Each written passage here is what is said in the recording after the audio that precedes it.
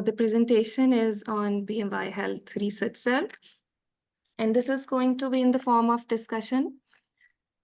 Starting with the introduction, BMY Health, it stands for BM Benchmarking for Your Healthcare, a community medicine specialist founded in Pakistan in 2022. And in Canada, also I registered it last year. We are working for public health causes, like we started with the cause of research culture. And our first project was strengthening culture of ethical and quality research in Pakistan. And I had planned it as a 5-year plan. And basically, my first 2 years focus was more on trainings. And later on, I'll be trying to develop the linkages between organizations through the platform of BMY Health. So हम linkages develop करेंगे पहले खुद सबसे, and then we'll try to link organizations with each other. And the goal is ये training जो हमने की, basically हमारा goal ये था कि we'll be establishing mechanisms for supporting ethics and validity in the research process. अब जब हमने research कराई है, तो I now exactly know, or not exactly, but I know more now what are the factors that are hindering the research culture and how we can promote it. And the second goal was definitely, we are a new startup, so we wanted to make our profile through any project. So I'm going to start with the first thing, which comes under the mechanisms of supporting ethical research. So BMY Health Ethical Review Committee, we have not one objective of protecting human subjects in research. We have a goal, an objective of protecting human researchers also. So this may sound something different to many IRBs, because their mandate is only protecting the human subjects in research, जो study आपके participants हैं and patients हैं. But ये चीज़ जो protecting researchers है, it is not included in the mandate. But this concept is there. You can say थोड़ा बहुत मैंने इसके बारे में देखा है, कुछ यूनिवर्सिटीज यहाँ कनाडा में एक आध को मैंने देखा. Globally, I could find this practice in, I think, 2-3 sites जो कि researchers के risk को भी assess करती हैं. So I like this idea, and also because I have seen that researchers also have risks and they should be protected. Like every ERC team, we also have these 5 types of members: chairperson, scientific member, non-scientific, layperson, practitioner. And our reviews are independent of the researcher. जब हमने start किया तो we didn't have a trained team. हमने, because volunteer सब थे, including me, और मेरे साथ जो जितने लोग थे, पहले वो ethics में trained नहीं थे, so हमने पहले उनको train किया. My team, Dr. Sana, she's holding all these processes of ERC, and now she's independently doing without any influence. And this is the guideline actually जो यहाँ मैंने कनाडा में learn किया कि ERC के वैसे तो you will see कि colleges में ERC is being led by the higher officials और उनका influence होता है reviews में, but it should be independent. ना सिर्फ it should be independent from the researcher team, but also the reviews should be independent. The decisions should be independent of the higher officials and administration. जो business team है, उसके influence में इसके decisions नहीं होने चाहिए. So what kind of reviews we have? There are 2 types of reviews that we do in research: scientific review and ethical review. So scientific review जो है, it is basically we see how our study design is, like how accurate is this, हमारी methodology कहीं पे invalid ना हो. An ethical review is basically to see how much your data collection and this process is ethical. So these 2 types of reviews are required for every research project. Scientific review जो है हमारे BMY health में, it is the responsibility of research supervisors, because हमारी जितनी researches हो रही हैं ये रिसर्चेस मोस्टली इंटर्नशिप जो हम कराते हैं इंटर्न्स की होती हैं। सो इंटर्न्स क्या डेफिनेटली इंटर्नशिप प्रोग्राम है ही उनकी मेंटोरिंग के लिए। So mentors are assigned, so research supervisor is responsible for this scientific review and the ERC team is responsible for the ethical review. But definitely ERC team जब ethical review, because ये final review है, final process है, तो इसमें वो ये भी देख लेते हैं कि if there is any mistake in the methodology, जो कि नहीं होती mostly because supervisors guide कर चुके होते हैं, और supervisors के अलावा we directors of the internship program also give the review of the feedback of research. So this is how we try to reduce the burden of our ERC team के उन पे, because हमारे पास भी बहुत funds नहीं होते। Medical colleges में तो वैसे ही ये कोई डेडिकेटेड स्टाफ नहीं होता और इसकी कोई फंड्स नहीं होते, बट हमारे पास भी बहुत फंड्स नहीं होते। और ERC का, because it's a small incentive for everyone, for mentors, for ERC, सो हमारी कोशिश ये होती है कि हम किसी तरह से अपने प्रोसेसेस इजी रखें। So how we start, basically initially एक रिस्क असेसमेंट का, इसका हमारा एक ऑटोमेटेड सिस्टम अब हमने बना लिया है, जिसमें रिसर्चर्स, हमारा एक फॉर्म है जिसमें हमने बहुत सारे रूल्स अप्लाई किए हुए, उसको फिल करते हैं, उसमें ही एक रिस्क की स्कोरिंग भी हो जाती है, and this is how we through that score we get alert कि अच्छा इसका इतना स्कोर है, so this seems to be a low risk और हाई रिस्क स्टडी। मोस्टली अभी तक हमारे पास जितने प्रोजेक्ट्स थे, हमें ज़्यादातर एक्सपीडिटेड रिव्यूज रिक्वायर्ड थे, बिकॉज इंटर्नशिप में इंटर्न्स लेवल पे जो स्टडीज होती हैं they are not high risk studies, हमारी बहुत सिंपल सी स्टडीज होती हैं जो हम उनकी लर्निंग के लिए करा रहे होते हैं। सो every ERC has this, I mean they should do this step first. आप initially risk assessment करते हैं कि what level of review is required, and then you see कि आपको full board review required है या फिर आपको expedited review required है। So expedited review में you assign one member, आप member assign कर लेते हैं और वो in ethical review फिर वो करेंगे। If full review is required, then you invite all your quorum of ERC, जिसमें कि at least 5 members जो हमने mention किए, scientific member, non-scientific, lay person, medical practitioner, ये सारे होने चाहिए for high risk studies. So how do we know what kind of review level is applicable on which studies? So there is a definition of there is a term minimal risk. And basically minimal risk is जो आपका daily life में risk होता है, minimal risk is one in which the probability of harm is not greater than ordinary जो daily life में आप experience करते हैं. So if there is slightly more than minimal risk, for example आप blood samples ले रहे हैं, you can do expedited review. If there is more than minimal risk, for example कोई invasive procedure है, you can do full board review. अब ये तो procedures हैं, but इसके अलावा there can be other risks also. For example कोई ऐसी study है जिसमें आपके कुछ सेंसिटिव से इंटरव्यूज हैं, क्वेश्चंस आपके ऐसे हैं जो कि पार्टिसिपेंट्स को इमोशनली हार्म कर सकते हैं, that also comes under risk. So it's not just these procedures, you have to understand these type of risks which are there in research. हमारे ERC टीम क्या देखती है basically? They have to see two things. Concern for participants और concern for researchers में ये दो चीजें, ये दो categories में basically वो review करते हैं. So what do they have to see in for participants? They have to see के exposure किस risk से है.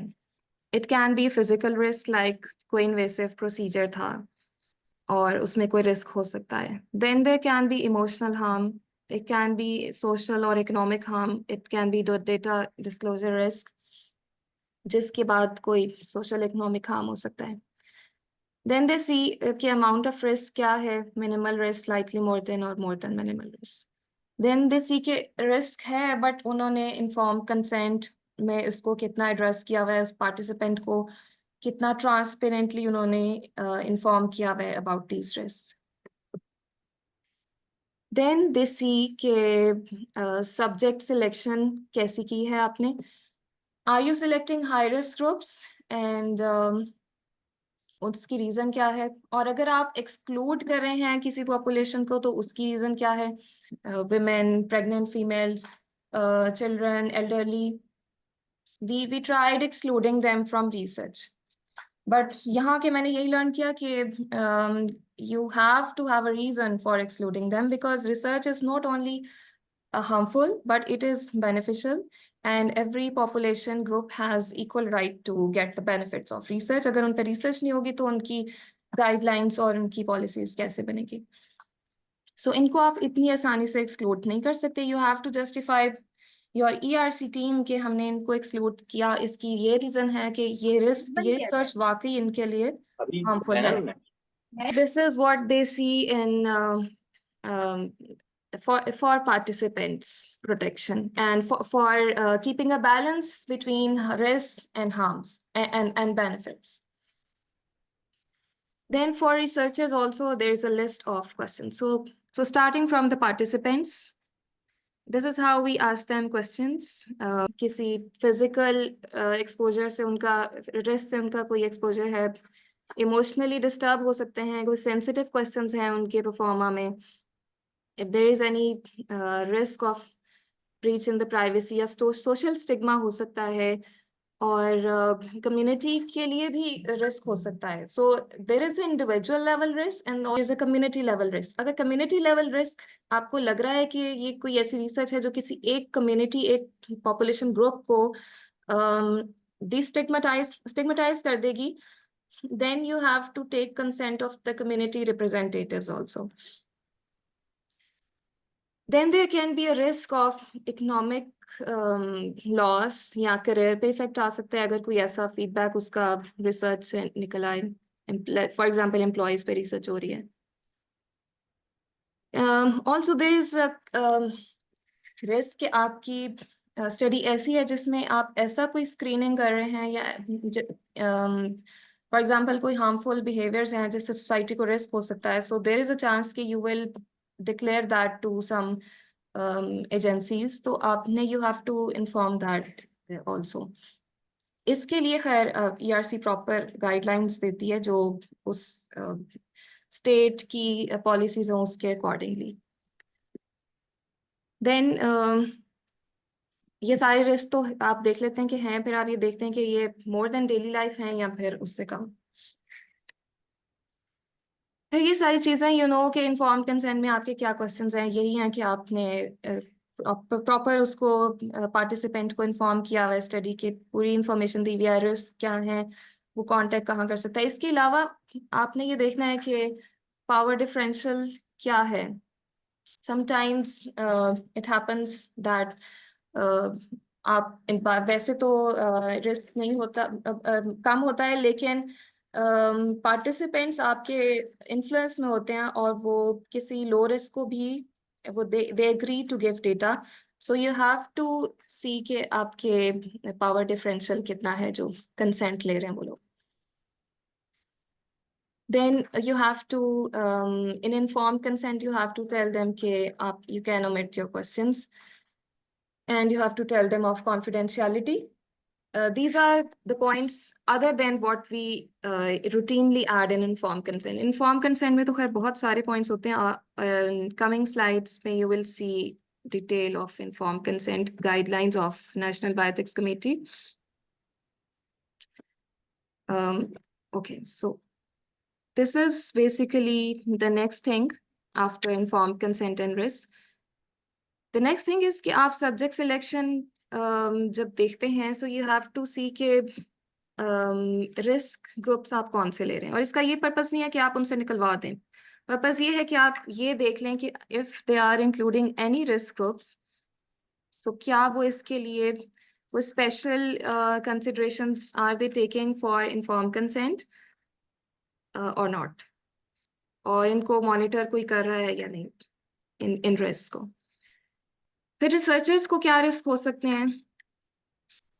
बेसिकली रिसर्चर्स के रिस्क जो कि यहाँ पे मैंने देखा कुछ यूनिवर्सिटीज जो हैं दे आई मीन एक यूनिवर्सिटी जो मैंने जिसका पढ़ा they also compensate the risk faced by the researcher, and as small risk as a headache or emotionally disturbed with the sensitive interviews जो qualitative research में कभी होते हैं। ये चीज़ें जो हैं ERC हमारी देखती है कि सेंसिटिव क्वेश्चंस हैं, तो उसके लिए टीम आपकी फिर कैसी जा रही है, आर दे ट्रेन्ड, उनके साथ कोई seniors are they company the juniors, और वो इतने हैं स्ट्रॉन्ग कि वो ये हैंडल कर सकें सेंसिटिव इंटरव्यूज। फिर ये फिजिकल रिस्क तो डेफिनेटली जब आप ऐसे पेशेंट का डेटा ले रहे हैं जो कि इन्फेक्शियस डिजीजेस हैं जिनको, there can be a risk of exposure, and you have to ensure that they are taking the safeguards and preventive measures, or unsafe areas में travel, risk of accidents, इन सारी चीज़ों के लिए आप you just have to ensure कि research team is taking some safeguards and they have some backup, some senior support with them. So these are the different kinds of risks. And lastly, this is one thing which I saw recently. अच्छा, ये तो एक है कि industry funded research with conditions of not disclosing risk to patients. Yes, ये भी होता है। रिसर्चर्स को इंडस्ट्री फार्मा वाले भी प्रेशर डाल रहे होते हैं कि they don't disclose the risk, जो कि इनके करियर और इनके बहुत सारी चीज़ों के लिए it can be a risk.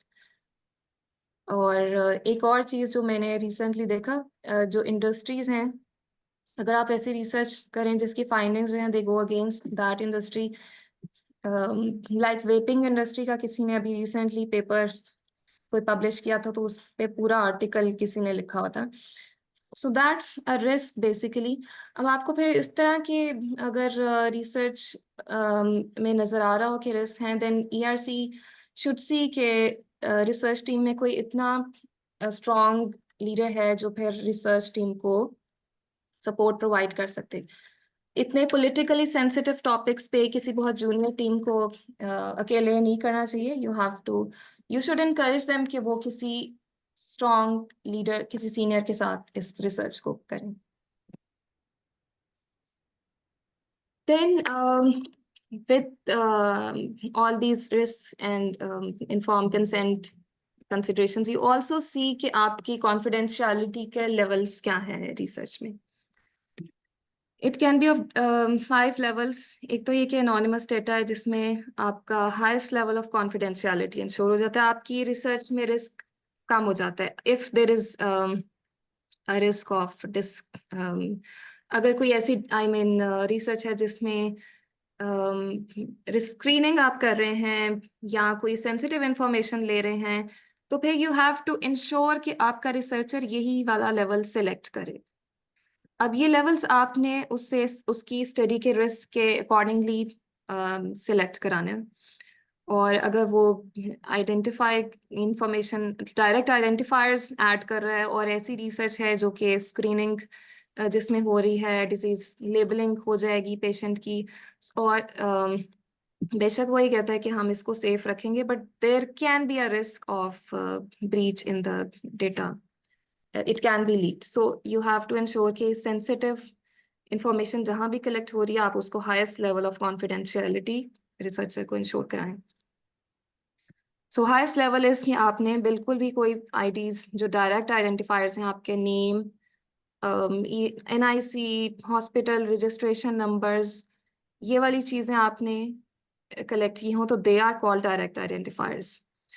फिर आपके जो एनोनिमाइज्ड डाटा होता है which is second highest in level, इसमें ये होता है कि you remove the direct identifiers after data collection. और ये इरिवर्सिबल होता है। थर्ड लेवल ये है कि आपने कोडिंग कर ली, you converted the patient IDs into codes, और वो आपने इरिवर्सिबल नहीं है, वो कोड्स आपके पास कहीं सेफ हैं। फोर्थ लेवल ये है कि आपने इनडायरेक्ट आइडेंटिफायर्स लिए हैं, जो कि नेम या रजिस्ट्रेशन नंबर्स नहीं है, बट ये डेट ऑफ बर्थ है, प्लेस ऑफ रेजिडेंस है, जो कि आप डेटा अगर 2-3 ये कंबाइन करेंगे तो आपको उसका आप उसको ट्रेस कर सकेंगे। So they are indirect identifiers. So these are the 5 levels. अब the ERC team has to see कि आपका risk level क्या है, type of risk क्या है, और उस हिसाब से you have to encourage the team to follow these levels.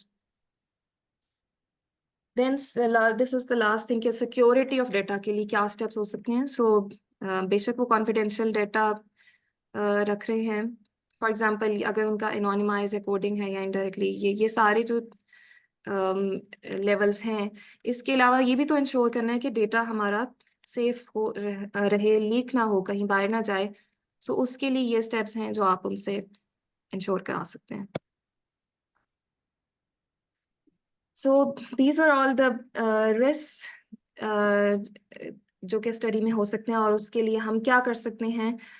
Then there are benefits also for research participants. और वो क्या हो सकते हैं, may be overall benefit of community के आप new knowledge was gain with research. फिर कभी आपकी ऐसी कोई स्टडीज होती हैं जिसमें कोई बिहेवियरल इंटरवेंशंस, कोई ट्रेनिंग्स आप कराते हैं.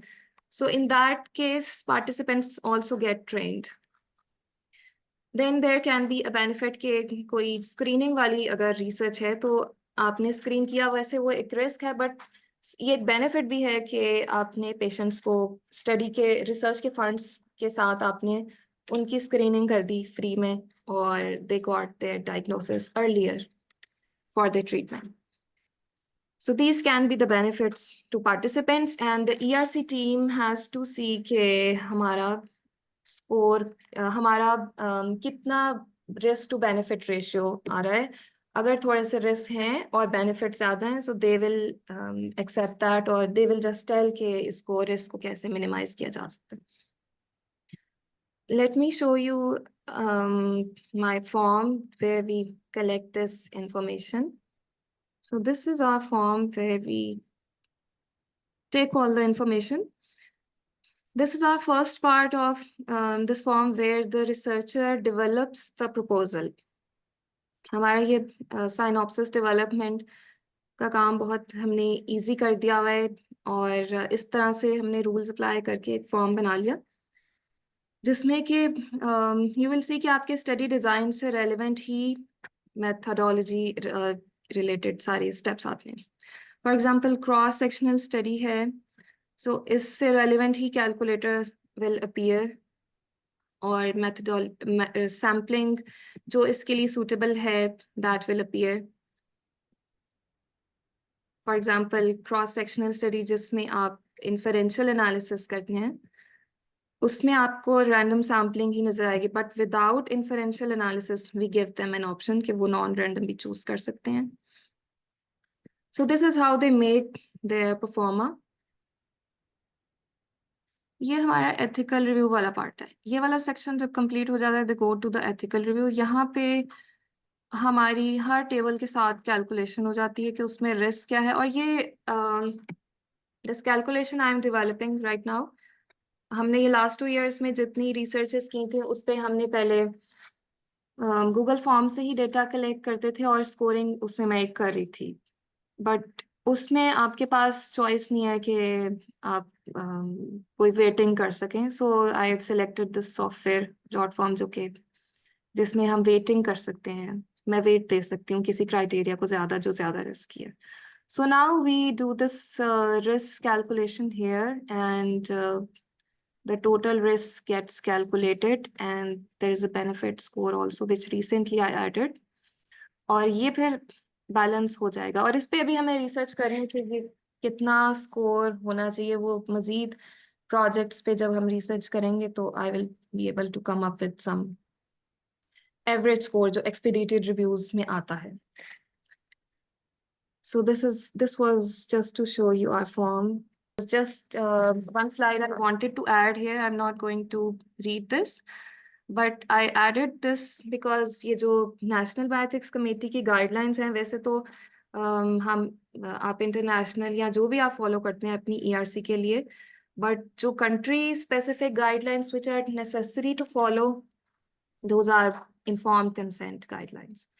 अब यहाँ पे कनाडा में भी हर प्रोविंस की अपनी कंसेंट रिलेटेड गाइडलाइंस हैं. डेटा प्राइवेसी की गाइडलाइंस ओंटारियो में कुछ और होंगी, ब्रिटिश कोलंबिया में कुछ और होंगी, मतलब strictness I mean different levels की है. So this is why I think अगर आप और कोई गाइडलाइंस नेशनल एथिक्स की आप कमेटी की अगर आपने नहीं देखी तो ये जरूर आपको देखना चाहिए कि पाकिस्तान में क्या इसकी पॉलिसी है, कंसेंट लेने के लिए आपने क्या क्या इन्फॉर्म करना है. So you can go through this website and you can see these guidelines. Lastly, the last step of our ERC committee. सारी रिसर्च हमारी हो जाती है, प्रोजेक्ट हमारा अप्रूव हो जाता है आफ्टर द इनिशियल रिव्यूज, और जब वो करेक्शंस कर देते हैं वो दे स्टार्ट द रिसर्च. फिर कॉन्टिन्यूस मॉनिटरिंग तो डेफिनेटली होती है, जिसमें वो हमारे, क्योंकि सुपरवाइजर्स भी उन सबको हमारी गाइडलाइंस का पता है, सो दे ऑल नो इट. और हमारी एक्सपीडिटेड हमारे जो रिसर्चेस हैं लो रिस्क स्टडीज, उसमें तो खैर ऐसे कोई रिस्क होते नहीं, बट जो आप हाई रिस्क स्टडीज करते हैं, जो क्लिनिकल रिसर्च ज़्यादा कर रहे हैं, दे विल नो कि इसके लिए तो डेटा सेफ्टी मॉनिटरिंग बोर्ड्स भी स्पेशल होते हैं और कॉन्टिन्यूस मॉनिटरिंग कितनी रिगरस चल रही होती है. सो हमारे लिए वो स्टेप इतना वो नहीं है ज़्यादा. हमारा जो मेन है एक इनिशियल अप्रूवल वाले टाइम पे और लास्ट में जो क्लियरेंस हम करते हैं जब हमारा प्रोजेक्ट क्लोज होता है, चाहे वो जितनी मर्जी सिंपल रिसर्च थी जिसमें कोई रिस्क नहीं थे, उसमें फिर भी हमने क्लोज करते हुए अपने कुछ पॉइंट्स रखे हुए हैं कि वी मेक श्योर कि जो रिसर्चर ने कहा था कि रिस्क पार्टिसिपेंट को कि जी हम आपका डेटा कॉन्फिडेंशियल रखेंगे, are they really following that, और कितनी कॉन्फिडेंशियलिटी इंश्योर किया है, रिकॉर्ड्स उन्होंने कहाँ रखे हुए हैं, हार्ड कॉपीज हैं तो वो उसको डिस्कार्ड सेफली डिस्कार्ड करें. और storage definitely you have to store the data. तो BMY health has told them कि हम 2 years तक रखते हैं डेटा. तो बाकी जो डेटा है उसको डिस्कार्ड कर दें. तो डेटा की एनोनिमिटी कैसे इंश्योर उन्होंने की है, ये सारी चीजें हम चेक करके उनका ऑडिट बेसिकली होता है. उनको इनवाइट किया जाता है मीटिंग के लिए और they check they fulfil all the requirements. वो हमें डॉक्यूमेंट सबमिट कराते हैं सारे, और फिर उनको एक क्लियरेंस लेटर मिल जाता है. अच्छा, डेटा चेक्स भी हम करते हैं जिसमें कि VC के उनका डेटा कितना ओरिजिनल ऑथेंटिक है, फेक डेटा तो नहीं है. और इसके लिए क्योंकि बहुत ज़्यादा रिसोर्सेज आई मीन बहुत ज़्यादा टाइम चाहिए होता है, तो हमने फिर ये रखा हुआ है कि हमारी टीम 25% रिसर्चेस का डेटा चेक कर ले. ये प्लेगरिज्म तो डेफिनेटली आगे जर्नल भी कर लेता है, बट हम वी मेक श्योर कि रिसर्चर हमारे पहले कर लें ताकि बाद में एम्बैरेस ना हो. ये चीज़ जो है authorship justification, this is the best thing which I feel कि हमने ऐड की. और हमारे रिसर्चर्स ने हमें इस बड़ा अच्छा फीडबैक दिया और उन्होंने कहा कि it's a very good step. इससे ये होता है कि अगर रिसर्चर्स ऑब्लाइज्ड हों अंडर इन्फ्लुएंस ऑफ सीनियर्स हों, तो जब ये फॉर्म फिल होता है तो सारे ऑनेस्टली ही कर रहे होते हैं, फीडबैक दे रहे होते हैं. और अगर लेट्स से कोई ऑनेस्टली किसको एक आध नहीं भी दे रहा, वो अपने बारे में ज़्यादा लिख रहा है, तो because it's a 360-degree feedback जिसमें हर रिसर्चर का फीडबैक इंक्लूडेड होता है, तो देर इज मोर चांसेस के ऑथरशिप जो है it will be more close to fair. This is the last thing for ERC जो हमारी डॉक्यूमेंटेशन रिक्वायर्ड है. एक इनिशियल अप्रूवल लेटर और एक लास्ट ऑडिट लेटर जो हमारे रिसर्चर्स को रिक्वायर्ड होता है. और अगर कोई भी जर्नल हमारे किसी के पास भी हमारा आर्टिकल आता है, they need to kindly make sure कि रिसर्चर ने ये दोनों सबमिट किए हों. ये हमारा पहले नहीं था ऑडिट लेटर, बट हमारे साथ यही हुआ कि इंटर्न्स कुछ मुझे लगता था कि they could not follow our rule, so हमने फिर एक ऑडिट लेटर कर दिया इसमें ऐड कि कोई इससे भाग ना सके, ये हमारी एथिक्स वाले रूल्स है। सो ये मिलेगा तो फिर हमारा आर्टिकल पब्लिश होगा। हमने अप्रूवल लेटर में मेंशन किया हुआ है कि the second letter will be required for this to be valid for publication. So this was all about ERC committee mechanisms, और बाकी जो coming slides हैं इसमें research cell के बाकी mechanisms हैं. But before starting that, I would like to invite any discussion or any comments, any feedback on ERC.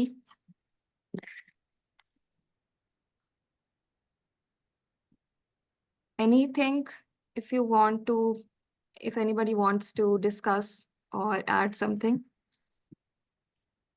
Doctor Bushra, I would like to highlight कि जो हम लोगों का एक्सपीरियंस था ये ऑथरशिप का 360 डिग्री वाला, वो बहुत अच्छा था। लाइक हर ऑथर बाकी ऑथर्स के बारे में भी बताता था कि बाकी ऑथर्स ने क्या क्या किया है।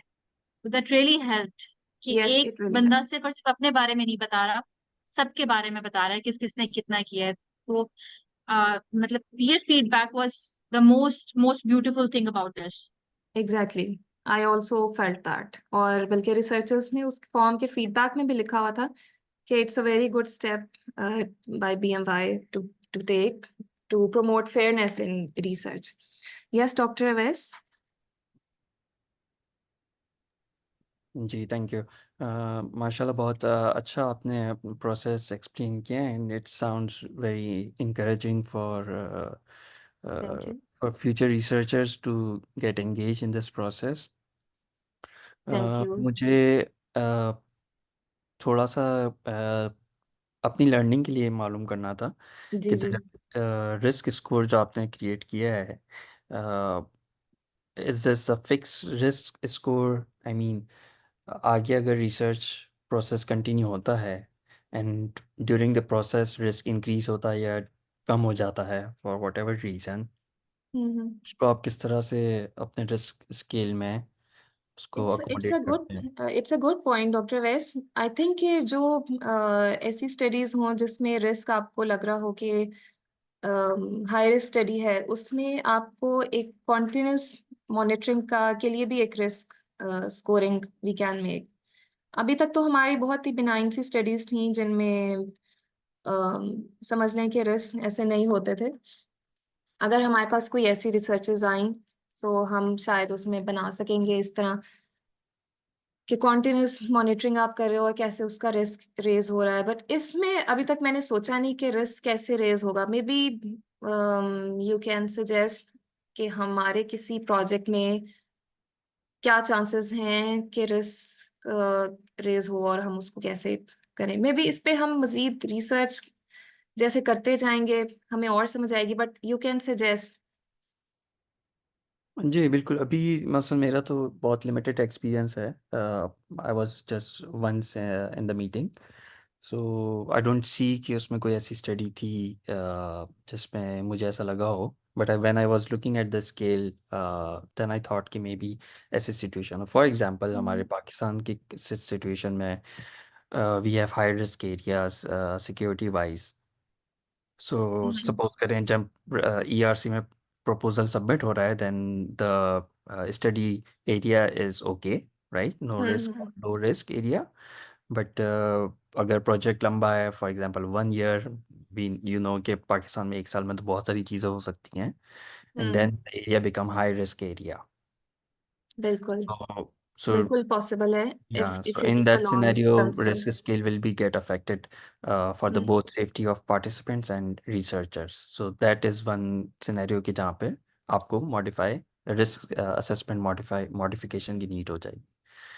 So Yes, that's one yes, thing. you are right, very right. And it's a good suggestion कि हम अगर हमारी ऐसी स्टडीज होती हैं लॉन्ग टर्म में जो कि लॉन्ग ड्यूरेशन वाली हो, सो मे बी हम इस पे ज्यादा कोई हम कर सकें रिस्क कैलकुलेशन स्कोरिंग कर सकें।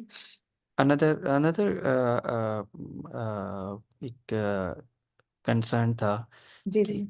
what is the kind of validity of this scoring system that it is going to give us the true risk? No, इसकी वैलिडिटी अभी कोई नहीं डेवलप हुई। अभी तो ये That समझने is a की बेस पे good हम डिसीजन भी नहीं opportunity. कर रहे। Yeah, so that is a good opportunity कि once you Yeah. have enough data, then इसमें we हमें we need enough data for this yeah, scoring. अभी हम रिसर्च कर रहे हैं, yeah, yeah. हमें बहुत सारे प्रोजेक्ट्स पे ये एक्सपीरियंस रिक्वायर्ड है और ये रिसर्च रिक्वायर्ड है, जिसके बाद हम इसको वैलिडेट कर सकेंगे। अभी तो इट्स इनिशियल फेजेस में ये है। So और that is a novelty area for you. yes, I wanted to just to make this ERC process easier because I know कि ERC की टीम के लिए ना फंड्स कहीं नहीं होते। यहाँ पे तो होते हैं, यहाँ पे कमर्शियल IRBs हैं, यहाँ पे रिसर्च ज़्यादातर फंडेड है। पाकिस्तान में ज़्यादातर ERC टीम के लिए फंड्स नहीं होते। सो फिर जब उनके लिए आपके पास इतने फंड्स नहीं होते तो आप उनका प्रोसेस इजी कर दें।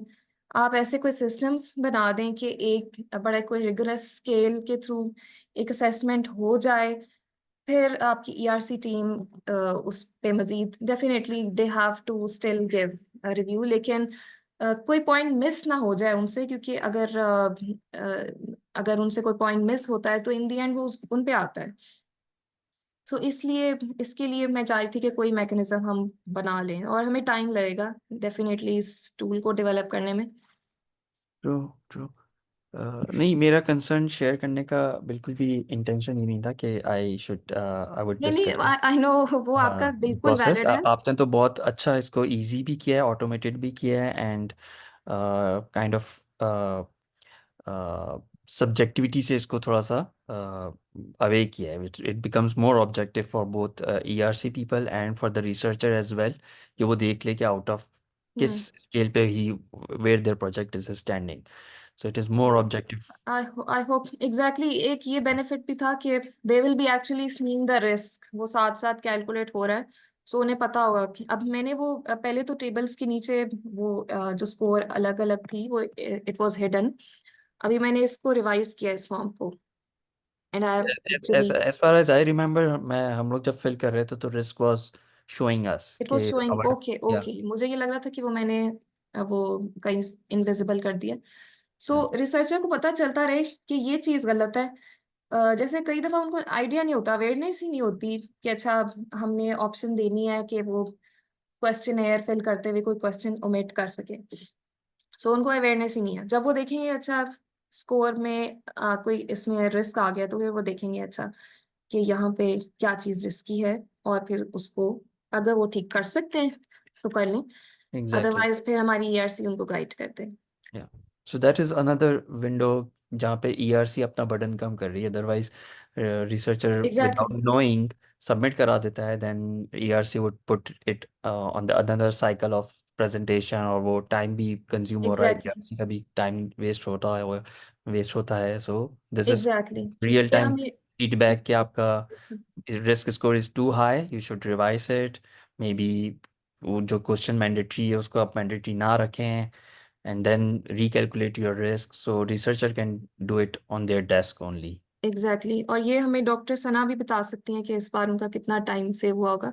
सेकेंडली, ये जो हमने स्टडी डिजाइन के रूल्स अप्लाई कर दिए ना, आपको रेलिवेंट कैलकुलेटर मिलेगा। अब पहले ये होता था कि कोहॉर्ट स्टडी है, कैलकुलेटर आ रहा है जी क्रॉस सेक्शनल वाला, तो उसमें फिर हमारा बहुत टाइम वेस्ट होता था, सुपरवाइजर्स का भी, ERC का भी।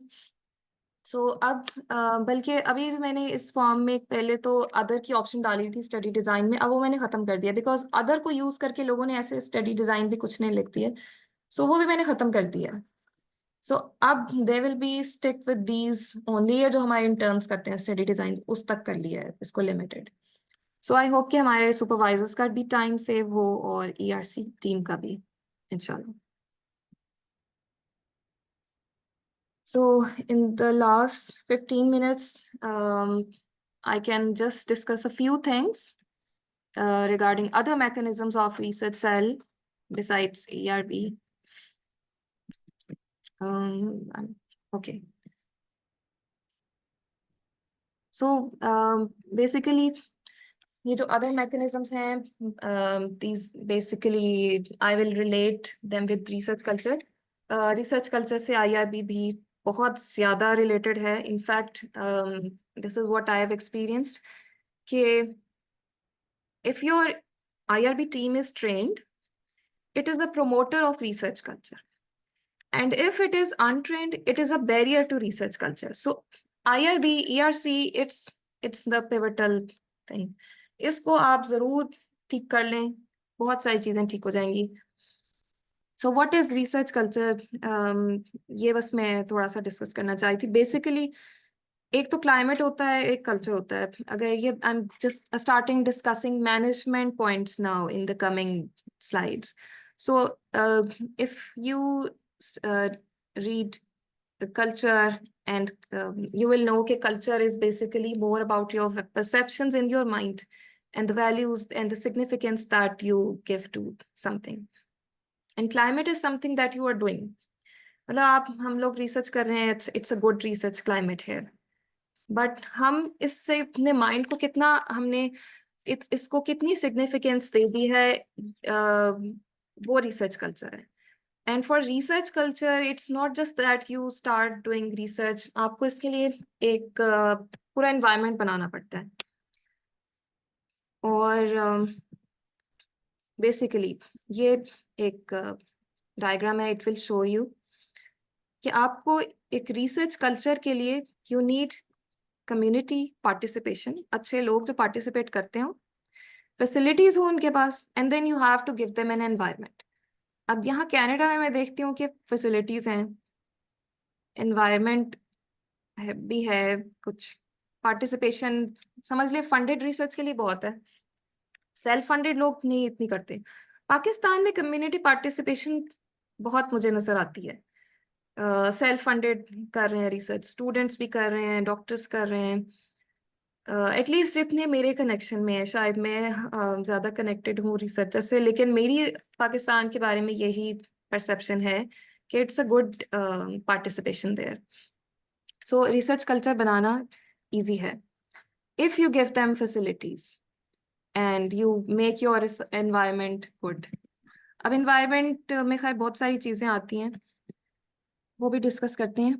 बट अब रिसर्च कल्चर कैसे आप कह सकते हैं कि है या नहीं. हमने हाईटेक में जब मैंने जॉब की तो वहाँ हमने इवेलुएट किया था research culture, and I use these indicators. में भी आप कोई और इससे ज़्यादा अच्छे इंडिकेटर्स बना ले, बट हमने ये 5 इंडिकेटर्स जो कि प्रिंसिपल्स ऑफ मैनेजमेंट से रिलेटेड थे.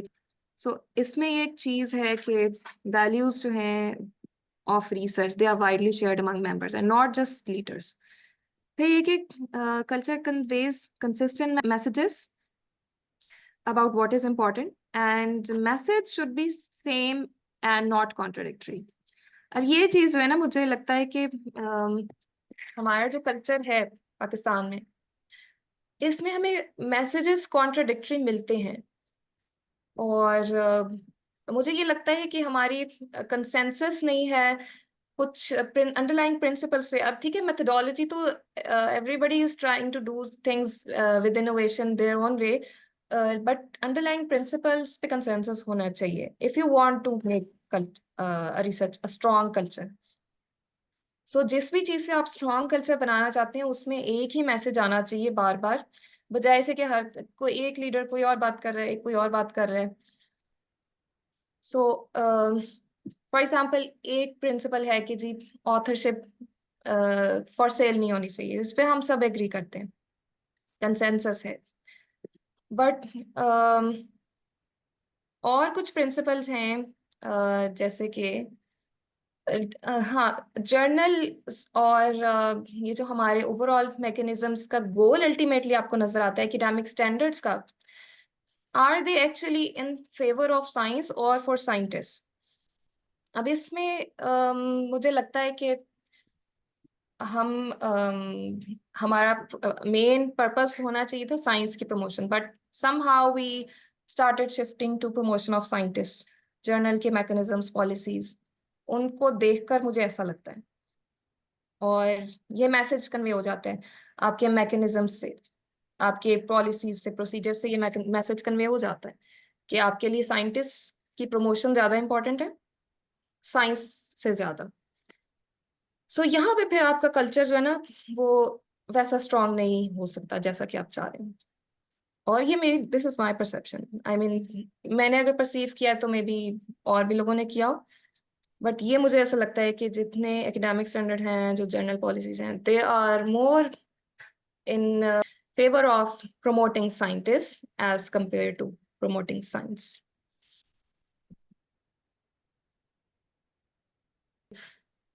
So इसके लिए आई विल से कि आप सबसे पहले ना अपने गोल्स को क्लियर करें। ये लीडरशिप का काम है। I should start with this slide actually. Leadership को चाहिए, जो भी रिसर्च सेल को लीड कर रहा है, रिसर्च ऑर्गेनाइजेशन को लीड कर रहा है, they should first clear their goals. आप जर्नल को लीड कर रहे हैं, पहले आप अपना गोल क्लियर कर रहे हैं कि आपने साइंस प्रमोट कर रहे हैं, और अगर कर रहे हैं तो फिर आप अपनी सारी टीम को इस पे एक पेज पे लाएं, and then you align all your policies. अब बीएमवाई हेल्थ में if I am leading the research cell, मेरे ये गोल्स हैं जिससे मैं अपनी सारी टीम को अलाइन करूंगी, अपने सारे प्रोसेसेस को आई विल मेक श्योर कि उसमें ये नजर आए कि हम प्रमोट कर रहे हैं साइंस को और साइंटिस्ट के एथिक्स को। ये चीज मुझे लैकिंग लगती थी, और मैं साइंटिस्ट के प्रमोशंस के पीछे नहीं भागती। मुझे लोग कहते हैं कि आप इंटर्न्स को गाइड करेंगे, वो इंटरनेशनल जर्नल में ही पब्लिश करें, वो इस जर्नल में, उस जर्नल में। तो मैं उनको ये कहती हूँ कि मेरा जो बीएमवाई हेल्थ का इंटर्नशिप प्रोग्राम है, इट्स पर्पज वाज नॉट कि मैं उनकी कोई बड़ी जबरदस्त पब्लिकेशन करा दूँ रेजिडेंसी सपोर्ट के लिए, या वो यूएसएमएल कर रहे हैं उसके लिए जो जर्नल रिक्वायर्ड है, वो मेरा पर्पस नहीं था।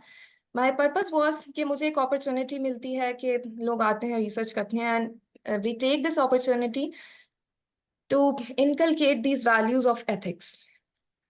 और वो इसी तरह होती हैं कि जब वो हमारे साथ काम करते हैं तो मैंने कई स्टूडेंट्स हमें कह रहे होते हैं कि पी वैल्यू सिग्निफिकेंट नहीं आ रही जी उनकी, सो दे विल ट्राई के कन्विंसिंग मी कि हम इसको सिग्निफिकेंट कैसे लाएं। सो आई टेल देम कि we don't need to show a significant p value, we have to show whatever is true in the research.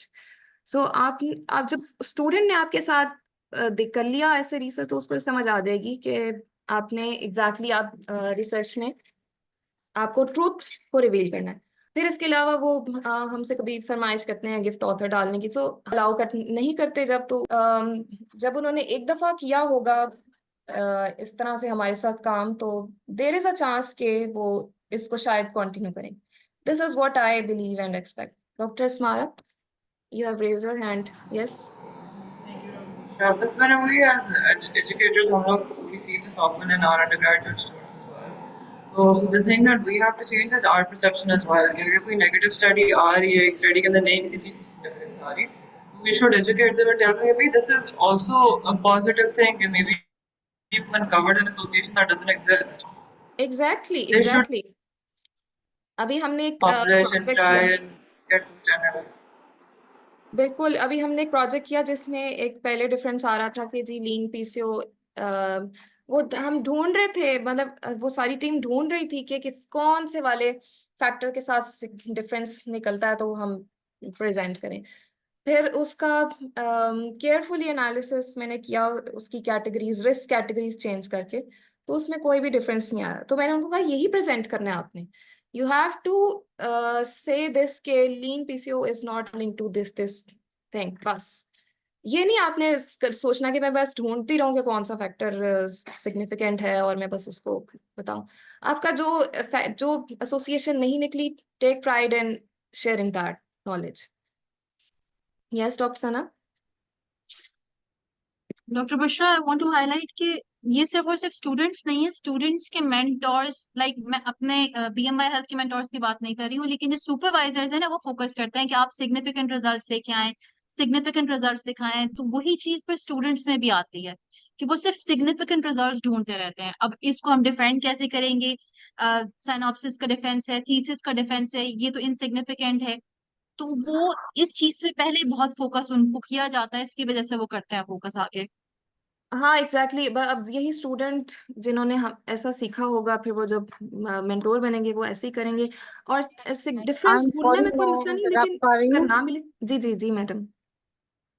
मैं ये बताना चाह रही हूँ कि मैं अपनी जितनी भी वर्कशॉप्स करवाती हूँ रिसर्च मेथोडोलॉजी की, उन सब डॉक्टर्स को जो MS DS कर रहे होते हैं, DM RD MD करते हैं, तो I always try to teach them that the thing is that the hypothesis and the null hypothesis both are important. बिल्कुल If your exactly hypothesis is not proved, it doesn't mean that you have not done any research. You exactly have done your research. But exact unfortunately, if there is no association has been developed and you cannot prove your hypothesis, then you can prove your null hypothesis as well. Exactly And that is the true, and that give you a true idea that you have done the research, although it could not prove the significant association between the factors and whatever the relatives you are considering in your research. Exact So I think that this is the day-to-day teaching to the students for the PGs as well, who are doing the research for their degree programs and the daily routine. So I think that people have now learned enough things, especially in our medical institutes. So I don't think that we have encountered these minor things, because we have that the basic sciences, the people are doing the research in the basic sciences, and in the clinical research, the people are doing the clinical programs. And all the research in the clinical one, they are doing whatever the clinical diseases are going on, and they considered all these things and they are very confident about it. I think that very good yes now the research is very much promoting day-to-day manners in yes each and every department of the hospital, as well as in the postgraduate medical institutes. Exactly But only the problem where we lack is that we are lacking the funding. Even if we want to do many things, approximately I have written 10 projects only in 2024. But honestly speaking, that we cannot achieve the funding only for the single one as well. Now I have written one grant application to abroad. So we are praying that we can get it so that we can make it as the international one. Only the thing is that when the people and we involve the student in the clinical trial, they also learn many things in our clinical trials. That how the ethical things are going on and whether we are getting these things or not. And the drug is very much attaining the results, as well as in the one country and in the other country, they are not matching these ones. So yes I agree students बड़े अच्छे हैं, आप माशाल्लाह बड़ा अच्छा learn कर रहे हैं. तो Pakistan is not on the very back. कुछ बातों में हम बहुत बैक होंगे, लेकिन इसमें तो माशाल्लाह रिसर्च में तो हैं अच्छे, नहीं बिल्कुल डॉक्टर मैडम सही कह रही शौक से आते हैं करने के लिए. और एग्जैक्टली हमने भी अपनी जो एथिकल रिव्यू की कमेटीज बनाई हैं, तो हम उनको बैठ के सुनते हैं वंस इन अ मंथ. तो प्रेजेंट करते हैं वो अपने साइनॉप्सिस, और कोई ऐसा बड़ा प्रोजेक्ट होता है तो हम जो हमारा जर्नल होता है उसमें हम उनको 2 दफा बल्कि अप्रूवल के लिए कहते हैं. एक तो before the project and after the one. For example, if some disease is going on and they want to involve more than 4 students in that one, so I always request them that please make the approval before and meet or at least after finishing the project as well. That's very So good ये वाली बातें बड़ी अच्छी हैं, लेकिन थोड़ी सी हमें lack इन funding है, जो कि बड़ी इस पे हमारी बैड लक है. लेकिन ठीक है, अभी हमारी तो खैर source of funding is basically मैं बल्कि आगे इसी को डिस्कस करती हूँ, बल्कि डॉक्टर सनाउल्लाह का एक doctor Sanaullah you can go ahead, आपका है Thank you so much. Can you hear me? Ji, we can hear you. Oh, thank you. So Dr. Ghazala actually explained the point quite well. So we are still unable to digest the negative the research outcomes. We are still on the urge to getting the positive results. Whether this is a clinical trial or a research projects or academic research, the negative results, I think this is also a result, and this should be publishable, and this should be conveyed to the general public. Like if we are using the certain method or certain drug, so these are the outcomes of that drug. So far we are not able to cope up with that information. Like we see the negative information, we always consider, particularly the supervisor. They are always coming with the point like this is the negative result, so this must be positive. So this is one point. Second thing, regarding the clinical trial, the role of IRB, it's very specific, and IRB, this is the committee that actually supports the clinical trial, but unfortunately there are certain limitations regarding the IRB. One must be the lack of funding and infrastructure. So many IRBs in Pakistan, they may face challenges due to the limited fundings and inadequate infrastructure that can hinder the ability to function effectively. Similarly, the access to the technology. So they lack the technologies and softwares for managing and reviewing the ethical submissions that can slow down the whole review process. Similarly, the insufficient trainings of the IRB members, so that doesn't receive the comprehensive training in the latest ethical standard and guidelines. I can also quote the limited expertise. So some peoples with the specialized expertise in certain research areas, particularly the genetics. So this is also impacting the overall quality of the ethical review. Other thing is the potential conflict. So it may, especially in the smaller research communities where the personal and professional relations, they often overlap. And the lastly, I must point out, and I would like to comment on that, the public understanding, the limited public understanding of the role and importance of the IRB, it can undermine the perceived legitimacy and understanding or authority of these bodies. So this is really important when we talk about the IRB, when we talk about the research approvals. So that's overall my comments, and I would like you to comment on that. Thank you. Yes, Dr. Sanaullah, सारे points आपके बिल्कुल valid हैं. But जो भी पहले हमारी चीजें शायद इतना नहीं थी स्ट्रीमलाइंड, अब हमारी चीजें इम्प्रूव होती जा रही हैं with time, because people have started discussing, and I think this is improving all the trends. और ये जो डॉक्टर गजाला ने भी बड़ा अच्छा एक अपना फीडबैक दिया जो वहाँ वो लोग करते हैं. So I can see things are improving. और सो आप लोग जैसे लीडर्स, अब यंग लोग भी बहुत आ रहे हैं इसमें फील्ड में, और एथिक्स की अवेयरनेस लोगों को हो गई है. So things will be going in the right direction इंशाल्लाह. अच्छा, फंडिंग की हम डिस्कस कर रहे थे. So how BMY health started, ये बहुत सारी slides basically I could not complete, but मैं फाइनेंसिंग की बात करने लगी हूँ. So we started trainings, paid trainings. हमने फ्री से स्टार्ट किया था. We started with help of volunteers. जब BMY हेल्थ ने शुरू किया रिसर्च कल्चर, तो हमारे साथ बहुत सारे volunteers थे. और हुआ ये कि इतनी मोटिवेशन नहीं थी इंटर्न्स की भी और किसी की भी. So then we started this paid training, और हमने ये फीस रेज की. और इसके जितना हमने फीस रेस की, हमने उसका एक अच्छा इम्पैक्ट देखा. इसका मैंने एक चार्ट बनाया है. This is the success rate of interns, और ये हमारा विद टाइम इम्प्रूव हुआ.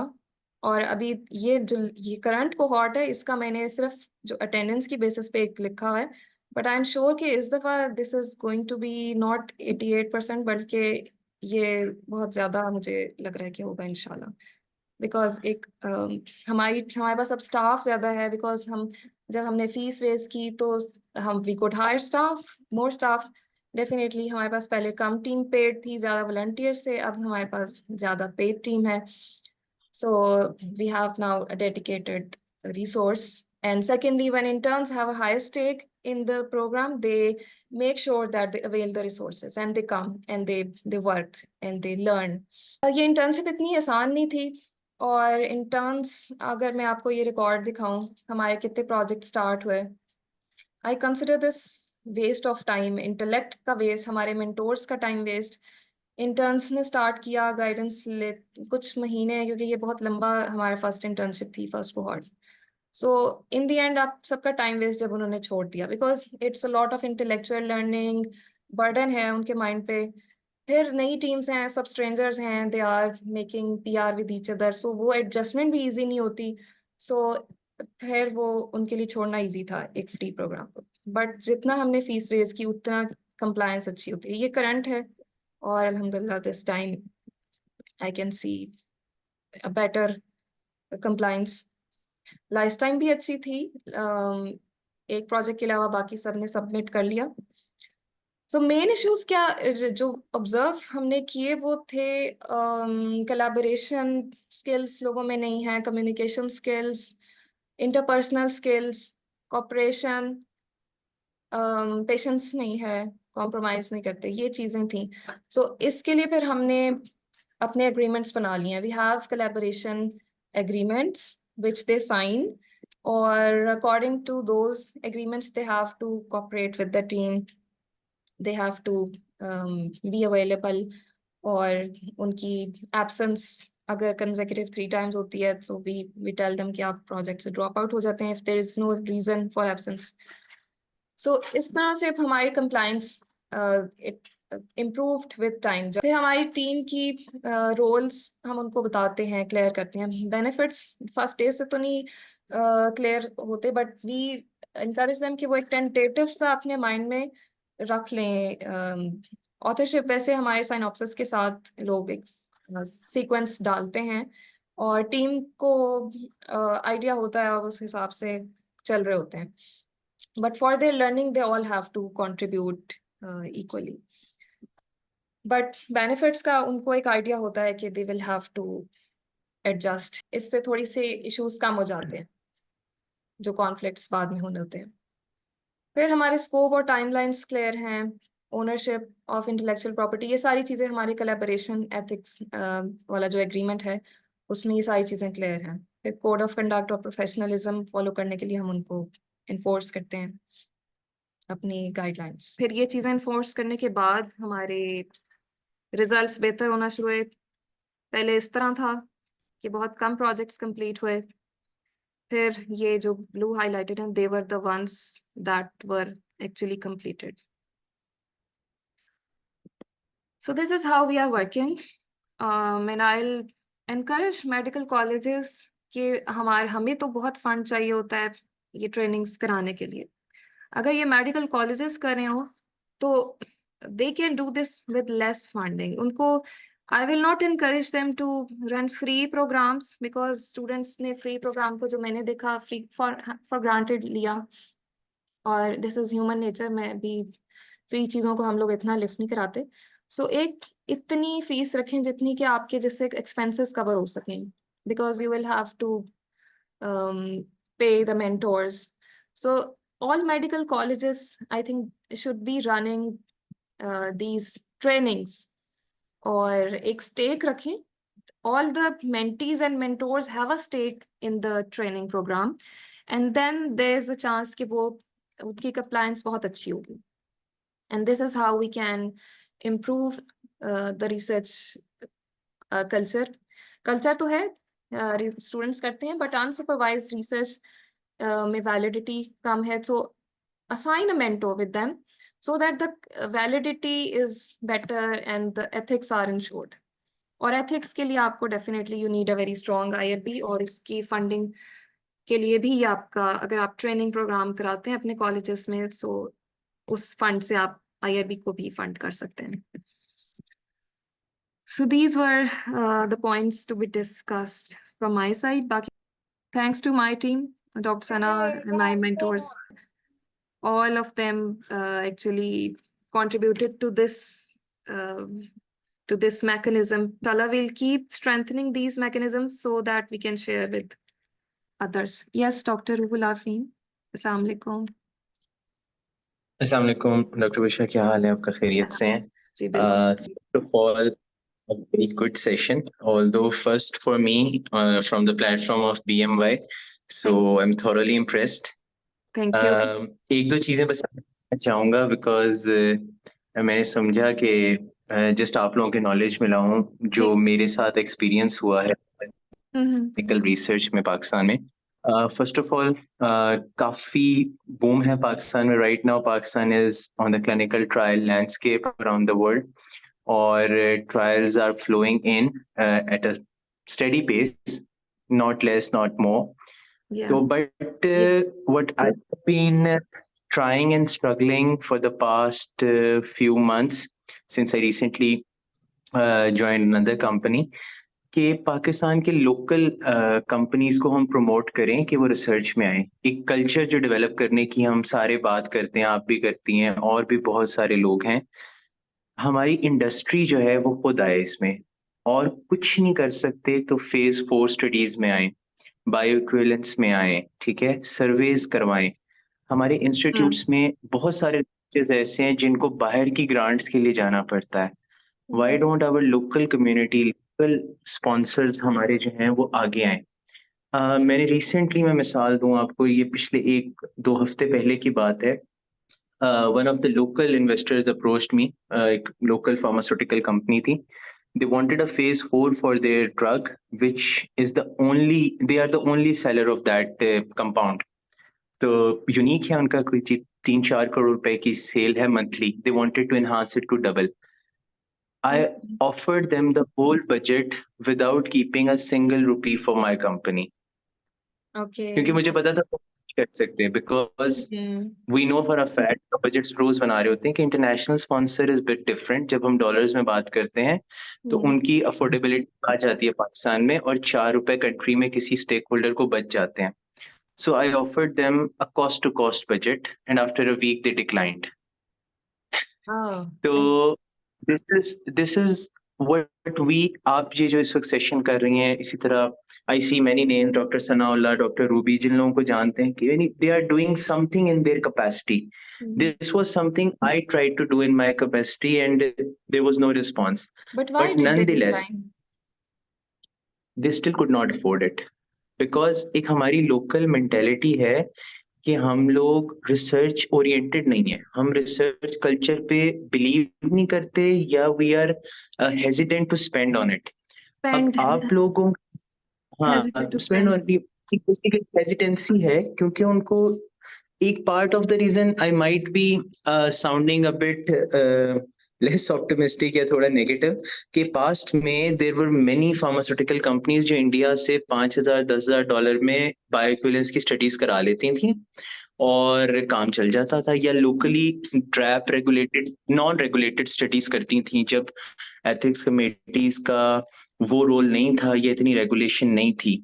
आजकल जबकि IRBs आपकी स्ट्रांग है, NBC आपकी फुल स्ट्रांग है, ड्रैप के कवानीन मौजूद हैं, एंड एवरीथिंग इज रेगुलेटेड, उस सूरत में भी हमारे इन्वेस्टर्स का बाहर ना आना, हेजिटेंट होना, थोड़ा सा एक की बात है. बट फिर भी मैं समझता हूँ कि व्हाट यू आर डूइंग, और ये जो हमारे साथ अभी 15-20 लोग इस वक्त सेशन में मौजूद हैं, या और बहुत से लोग जो नहीं आ सके लेकिन सेम आइडियोलॉजी रखते हैं, मेरा ख्याल है, I would like to take a few names. Doctor Ayesha Humayun हैं, डॉक्टर बाबर साहब हैं, there are many people, just to name a few, जो इस फ्लैग को लेके चल रहे हैं कि हम रिसर्च कल्चर प्रमोट करें, पाकिस्तान को, अपनी मदरलैंड को इंटरनेशनल एक लेवल पे लेके आए, कि जब लोगों को पता हो कि इस कंट्री में रिसर्च होती है, और ऐसी रिसर्च होती है जिसका कोई कंपैरिजन नहीं है. क्वालिटी रिसर्च, ये नहीं कि बस रिसर्च होती है.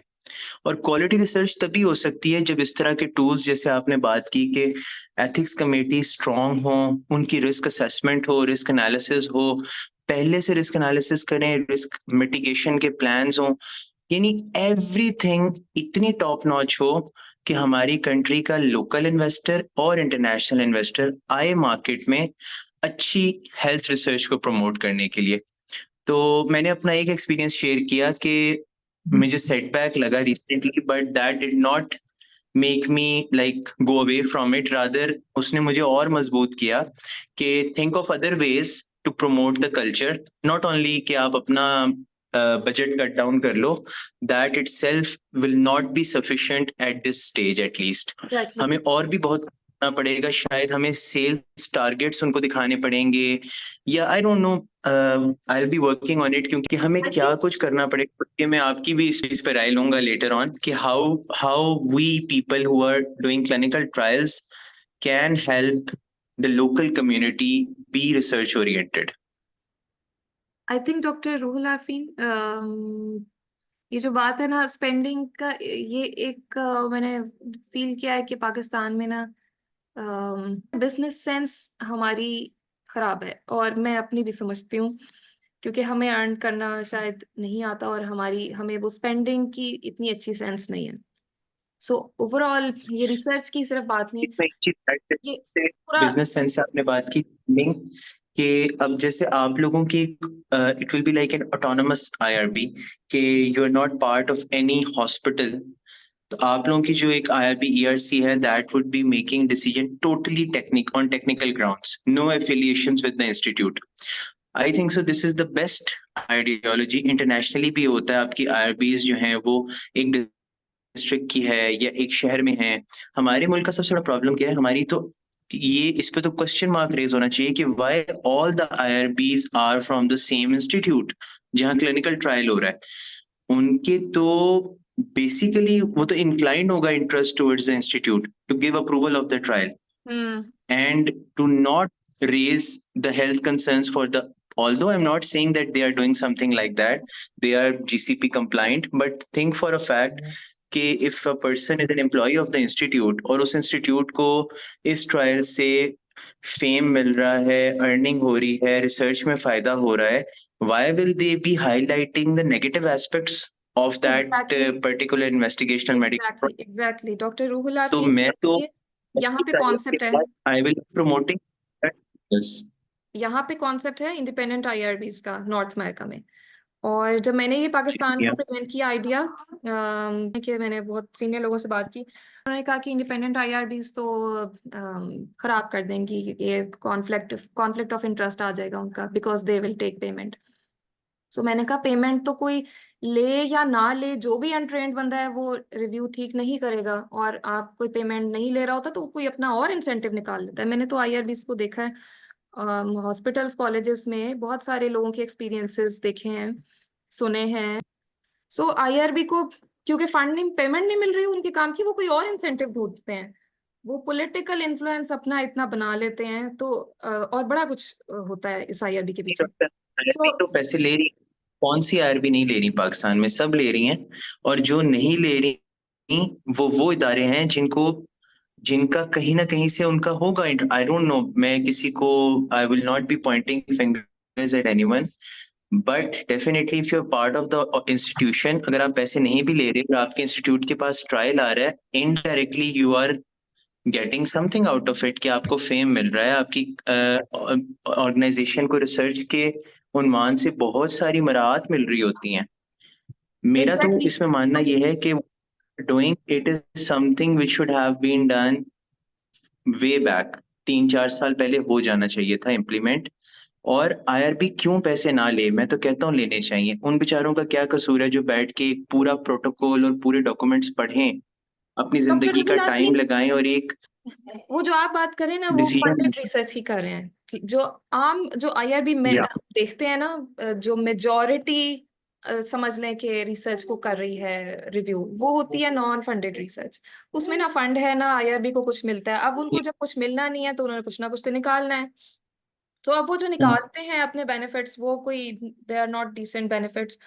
और मैं ये समझती हूँ कॉन्फ्लिक्ट ऑफ इंटरेस्ट तो ठीक है हर रोल में है, चाहे आप पेमेंट ले रहे हैं चाहे नहीं. आप मैनेज कैसे करते हैं इसके लिए देयर इज रेगुलेशन और लाइसेंसिंग. डॉक्टर साहब, एनबीसी का रूल है, पाकिस्तान जो नेशनल बायोएथिक्स कमेटी है उनका रूल है कि for a local funded research they charge 25,000, for a foreign funded research they charge around 50,000. तो इस तरह का भी सिनेरियो डेवलप किया जा सकता है कि वो रिसर्च के जिसमें कोई मराहत या कोई फंडिंग नहीं है, आप उसके लिए एक सब्सिडाइज तरीन रेट रखते हैं, लेकिन वही बात आपने अभी कोट की थी कि हम लोगों की नेचर में हम फ्री को इजी लेते हैं, हमें जो भी चीज फ्री में मिले उसको इजी लेते हैं। तो कीमत रखें, बेशक 500 रुपए रख लें, डॉलर नहीं रुपए रख लें, लेकिन एक हो नॉन फंडेड के लिए, लेकिन फंडेड के लिए डेफिनेटली आईआरबी चार्ज करे ताकि वो अपना दिलो Definitely. जान से डिसीजन दें, Yes. उस पर पढ़ के डिसीजन। Exactly. मैं डॉक्टर साहब का भी कमेंट देख रहा हूँ इसमें, he is very much right 100% that a free IRB is a red flag. Exactly. It should not be like that. मैंने उनको उन यही बेचारों कहा, का जिन्होंने मुझे ये कहा कि ये तो कमर्शियल आईआरबी तो गलत कॉन्सेप्ट है। मैंने उनको कहा कि नॉन लाइसेंस्ड आईआरबी एक गलत कॉन्सेप्ट है। यहाँ पे पाकिस्तान में जब मैंने बीएमवाई हेल्थ को बनाया और आईआरबी हमने 2022 में बनाई, तो सबसे पहले मैंने एनबीसी को ईमेल की। मैंने कहा I want my IRB to be licensed and credentialed, so मुझे बताएं कि क्या करना है। सो उन्होंने कहा कोई प्रोसेस नहीं है। फिर मैंने बहुत ढूंढा, यूएस की एक है office of human research protection, जिससे पाकिस्तान की कोई 5-6 ऑर्गेनाइजेशंस ने लिया हुआ है लाइसेंसिंग। तो उनको मैंने अप्रोच किया, दे सेड कि हम तो बस उनको ही करते हैं जो ह्यूमन हेल्थ स्टडीज का प्रोजेक्ट कर रहे हो रिव्यू, उनको सिर्फ हम लाइसेंसिंग देते हैं। फिर मैंने कांटेक्ट किया ए हार्प, जो कि वो भी इंटरनेशनल है। उनका एक अच्छा सिस्टम है जो कि सब कर सकते हैं, लेकिन उसके लिए हमें $12,000 चाहिए। सो वो जब हमारा इतना हो जाएगा लेवल, प्रोजेक्ट्स की पहले करने पड़ेंगे डिसीजंस।